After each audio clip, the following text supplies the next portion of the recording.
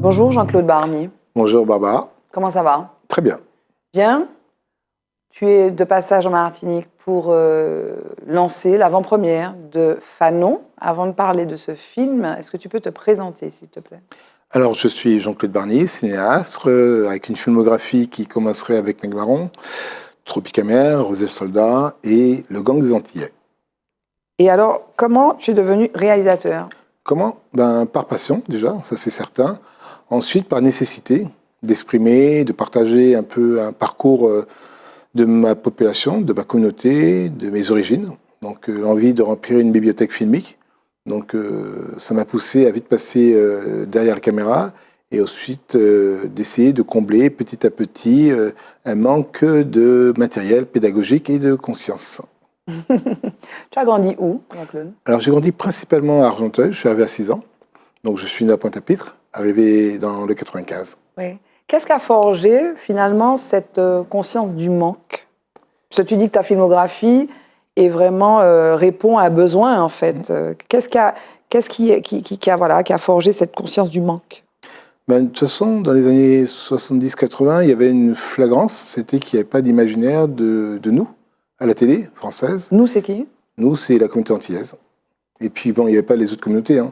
C'était vraiment une sorte de global sur la France et ses origines. Mm-hmm. Et les immigrants n'avaient absolument pas, même les anciennes colonies, qu'on pouvait les appeler, n'avaient pas du tout le droit de citer. Et puis, on ne se voyait pas. Et je pense que pour ne pas devenir schizophrénique, il fallait à tout prix se réinventer. Et la musique en était une façon de se réinventer à travers le compas, le zouk et la biguine. Ensuite, je pense que très vite, il a fallu aussi monter en image. Et c'est là où le cinéma a pris sa place. Et toi, en tant que réalisateur, ou peut-être avant d'être réalisateur, quels sont les réalisateurs ou les films qui t'ont édifié? Alors moi, je pense qu'il y avait un grand écart entre le cinéma d'auteur italien, Pasolini, Visconti, et puis il y avait aussi, pour moi, le cinéma hollywoodien des années 70-80. On pouvait mettre Peckinpah, on pouvait mettre John Ford, on pouvait mettre aussi des auteurs comme Cassavetes. Donc c'est tout ce mélange-là, un peu hétéroclite, cinéma d'action et cinéma d'auteur, qui m'ont donné ce que moi, aujourd'hui, j'appelle ce cinéma créole. Mais un film comme... comment dire, de Blaxploitation, de Melvin Van Peebles, par exemple. C'est des choses que tu as pu voir ou pas? Alors, c'est arrivé après ma prise de conscience. D'accord. C'est arrivé dans les années, on va dire, 80-90. Okay. Avant, il y avait une passion boulimique pour tout ce qu'on me proposait. Mm-hmm. Et après, j'étais chercher, et après la lecture de Fanon, justement, j'étais chercher mon identité. Je reprends. Après la lecture de Ponor et Masque Blanc, j'étais chercher mon identité, oui. D'accord. Précisément, à quel moment tu rencontres Fanon? À 17 ans. Entre 16 et 17 ans. Mm-hmm. Comment? À la bibliothèque d'Argenteuil, qui était une banlieue communiste, et il y avait un pan de mur où il y avait tous les leaders de la révolution, aussi bien cubaine qu'américaine, tous ceux qui avaient participé à la mobilisation de tout ce que je pouvais, les droits humains. Mm-hmm. Et dans cette bibliothèque-là, il y avait Fanon qui trônait, pour un masque blanc. Et quand j'ai lu ce livre, j'ai eu une réalité, vous savez, comme dans Matrix, à un moment où vous voyez les choses s'afficher avec clairvoyance, j'ai compris exactement ce que je cherchais. Et quoi?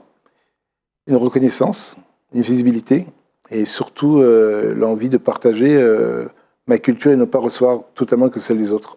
Mais Fanon, et le film, ton film le montre, Fanon c'est un psychiatre, c'est un penseur, c'est quelqu'un qui a pensé la libération, la désaliénation, c'est quelqu'un qui s'est engagé aux côtés des Algériens dans la révolution algérienne, même s'il n'a pas vu l'avènement de cette révolution, il est mort avant, en 61.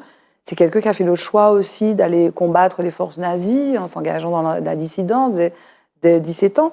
C'est quoi ton Fanon à toi? C'est, en un mot, je pourrais le décrire comme une lutte contre la déculturisation. Mm-hmm. C'est quelqu'un qui fait attention à la culture de l'autre, qui l'apprécie et qui n'est pas moins que la sienne. D'accord. Alors venons-en au film. Donc, ton film a été... tu es le réalisateur, mais j'ai l'impression aussi que c'est un bébé commun avec Sébastien Onomo, le producteur. Est-ce que c'est ça? Oui, je pense que, comme dans tous les bons duos, il y a aussi une sorte de coalition, de force, qui fait que les faiblesses d'un autre elle est complétée par la force de l'autre. Mm-hmm. Et Sébastien, depuis notre rencontre sur Le Gang des Antillais, on a grandi ensemble, on a mûri ensemble, on a travaillé ensemble sur mon cinéma. Et puis aujourd'hui, je pense qu'on offre à tous les deux un projet comme Fanon qui exprime justement la marque de sa structure. C'est quoi le fil conducteur? Qu'est-ce qui t'a guidé donc, dans l'écriture de ce film? Qu'est-ce que tu voulais... Alors, plusieurs questions en une. Qu'est-ce que tu voulais absolument montrer? Quelle était ton idée fixe, s'il y en a eu une, en tant que réalisateur? En tant que réalisateur? Oui. En tant que réalisateur, hein, oui. Que j'avais du talent. Que tu avais du talent? Oui, clairement.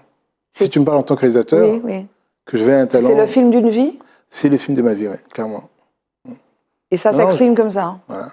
Et comment tu en jugeras? Parce que c'est le film d'une vie dans ton investissement, dans le travail que tu as produit pour le faire, mais c'est le film d'une vie dans le film d'une vie, aussi dans la façon dont il sera accepté, non? Parce que vous prenez le personnage qui est le plus emblématique pour vous, oui. le personnage le plus intouchable, le personnage le plus puissant, et puis vous vous dites c'est le moment de lui donner votre tout ce que vous avez. Et Fanon, je pense qu'il est arrivé au moment où j'avais besoin de m'exprimer totalement, de montrer que j'étais capable de prendre le summum et de l'amener quelque part. Et c'est ça pour moi. Fanon, c'est l'apothéose de tout ce que nous sommes entre moi et Sébastien, et puis tous ceux qui nous ont, avec tous ceux qui nous ont accompagnés. C'est-à-dire, c'est à la fois penser l'impensable. Fanon, c'est penser l'impensable et de dire que si personne ne l'a touché, c'est qu'il y avait quelque chose qui était bloquant, et nous, on l'a débloqué. Et précisément, il est intimidant, en fait. C'est ça, oui. Mais il est intimidant, parce qu'en fait, on le connaît peu, Fanon. Il aurait pu ne pas être si intimidant que ça, en réalité. Mais il est intimidant. Je pense pas que c'est le fait qu'il Je te provoque. Hein. Oui, j'ai bien compris. Oui. Mais je pense que c'est pas le fait qu'il soit intimidant par le fait qu'on le connaisse pas. Oui. C'est qu'il est intimidant parce qu'on le connaît trop bien. C'est parce qu'on connaît son potentiel, et que son potentiel est multiple et qu'il est cannibalisant pour un esprit qui n'est pas capable de arriver à son esprit. C'est ça qui intimide. Quand quelqu'un est trop puissant, vous n'avez pas envie de le toucher. Oui. Mais une fois que vous arrivez à comprendre d'une façon très clairvoyante ce qu'il est, et vous voyez par où vous pouvez passer pour le digérer et pour le retransmettre, ben là, ça devient presque un jeu. Et je pense que dans tout le travail qu'on a fait pendant ces 10 ans avec Sébastien... Ça a duré 10 ans. Je pense qu'on a mis vraiment 10 ans à bien réfléchir sur ce qu'on avait envie de faire, oui. Chaque scène est pensée, la lumière est réfléchie. Tout est réfléchi. Tout est réfléchi. Tout est réfléchi. Il n'y a rien aujourd'hui dans ce film qui n'a pas été travaillé au scénario, parce que c'est ce qu'il faut dire, c'est qu'on a mis vraiment, je sais pas, c'est Sébastien qui va le dire, mais on a mis des années à construire un scénario qui ne pouvait être qu'une matière noble pour travailler. Enfin, pour moi, je suis arrivé avec un projet puissant sur le tournage, pas une sorte de feuille sur laquelle on pourrait encore bouger. C'était vraiment c'était, je sais pas comment expliquer ça, c'était la ligne de route, quoi. D'accord. Et vous avez suivi ça à la virgule près. Est-ce que finalement, parce que Fanon, c'est ce qui frappe dans l'histoire de sa vie, hein, c'est la fulgurance de son parcours. Il est né en 1925, il est mort en 61, il avait 36 ans, et il a fait ça, il a fait ça, il a fait ça, il a fait ça. Il est fondamentalement cinématographique. C'est ça, ouais.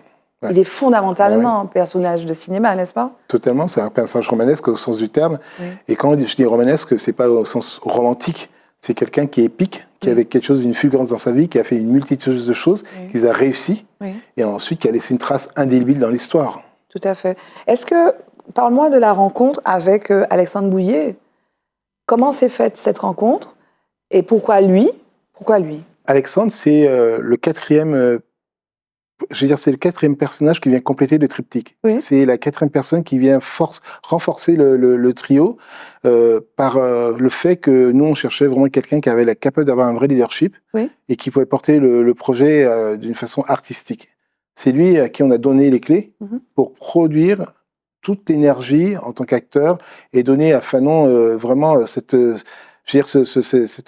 côté organique. Oui. C'est Alexandre Bouillet. Et puis il lui ressemble, enfin, il y a des traits de ressemblance.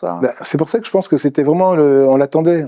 On a mis 10 ans à faire ce film parce qu'on attendait Alexandre, parce que non seulement physiquement c'était lui, mais faut rappeler qu'Alexandre c'est d'abord un acteur qui avait un talent avant moi, qui avait un talent fou déjà, mais qui ne ferait pas un rôle à sa mesure.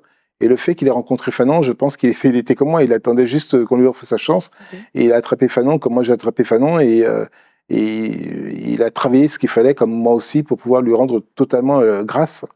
Avec quel matériau tu as travaillé ce personnage? Parce qu'il y a ce qu'on connaît de Fanon, bien entendu, il y a Peau Noire, Masque, mais il y a ses écrits, il y a Peau noire, masque blanc, il y a Les damnés de la terre, il y a des ouvrages, je pense notamment à L'insurrection de l'âme, par exemple, de Raphaël Confiant, qui est sorti en 2017. Et il y a eu des documentaires aussi sur Fanon. Sur quoi tu as travaillé? Alors, on a travaillé avec Philippe Bernard et Sébastien sur tous ces ouvrages. Ça a été d'abord une année, enfin plusieurs années de sources. On est parti à Blida, on a lu tout ce qu'il y avait sur Fanon. Avant de commencer l'écriture, on a sourcé énormément les documentaires, on a tout regardé. Et une fois qu'on était prêt, on a tout mis de côté, puis on a écrit notre scénario. Parce que c'est un film d'auteur aussi. C'est à la fois un film d'auteur, mais je dirais que c'est un film qui a été conçu dans une trajectoire où il fallait être digeste pour le grand public. Oui, parce que, excuse-moi de t'interrompre 2 secondes, c'est un biopic. Donc il y a une forme de volonté, j'imagine, de rester près du fait, de la réalité, mais en même temps, il y a ta marque. C'est totalement ça. Je pense qu'on dépose un biopic en place, mais très vite on se rend compte qu'on est en train de faire autre chose qu'un biopic. On est en train de réécrire un film transgenre. C'est pour ça que je dis le mot créole, parce qu'en fait, quand on prend chaque film qu'on fait, c'est qu'on prend le genre et on le remodifie à notre manière. Et c'est pas le mot biopic imaginé, c'est le fait que ça limitait nos écartades. On voulait vraiment s'échapper, puis raconter, proposer quelque chose de nouveau pour que Fanon devienne totalement contemporain et actuel. C'est pas un début, une fin. Il y a des fulgurances, il y a une liberté. Il y a une créativité dans Fanon au niveau de la mise en scène. On a cherché aussi à plaire, non pas simplement à informer. Et aussi, Fanon, il s'inscrit dans une vérité dans laquelle nous aussi, on avait envie d'y plonger, quoi. Fanon, c'est presque vous et moi. Dans Fanon, il y a vraiment chaque individu. Et c'est pour ça qu'aujourd'hui, il est si plaisant, parce que cette authenticité, c'est ce que nous, et même Alexandre le dit, hein, quand on lui propose Fanon, il dit c'est moi. Ah, oui, c'est lui, parce qu'il y a aussi son background dans Fanon. Oui. Donc on écrit un projet pour que tout le monde puisse s'y retrouver. Il est universel. Il est universel. Oui. Et alors d'où vient, alors on ne va pas raconter le film, mais d'où vient cette image de la mangrove, du crabe, qui nous renvoie d'ailleurs, parce que tout le film se passe ailleurs qu'en Martinique, mais on reconnaît effectivement, c'est son enfance. Et il y a une explication, on ne va pas raconter, mais le crabe, d'où ça vient, cet animal Je pense que c'est la volonté d'ancrer le personnage dans sa Martinique natale. Oui. C'est vraiment ne pas le rendre céleste, presque invisible. Ouais. C'est lui donner une âme, un corps, un endroit, une terre, et dire aux gens, il vient de cette Martinique, il vient de là.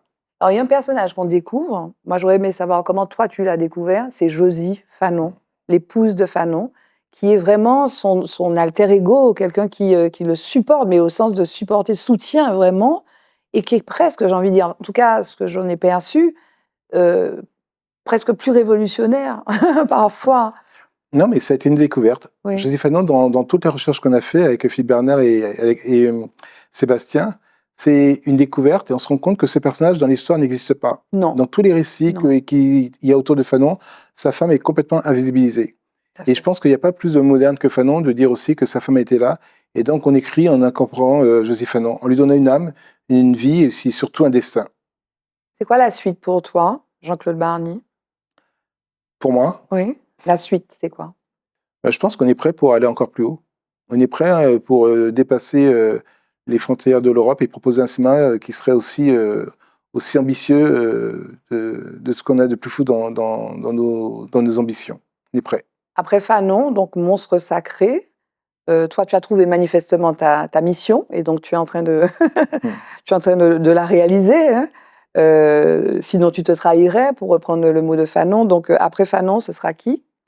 Alors je pense plus que je dois raisonner en termes de personnalité, mais en plus en termes de défis. Ce qui nous anime, en tout cas, je dis nous parce qu'on ne peut pas réfléchir seul sur des projets. Je pense que ce qui nous anime, c'est avoir toujours des défis toujours plus grands. Des défis que certains pensent irréalisables pour nous, et montrer justement qu'on est là pour remplir notre mission et marquer le cinéma de notre empreinte.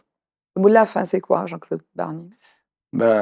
Souhaitons-nous bonne chance, et puis allez voir Fanon, parce que je pense que c'est un film organique, c'est un film multiverse, c'est un film universel, et qui laissera personne insensible. Merci beaucoup, Jean-Claude Barny. Merci, Barbara.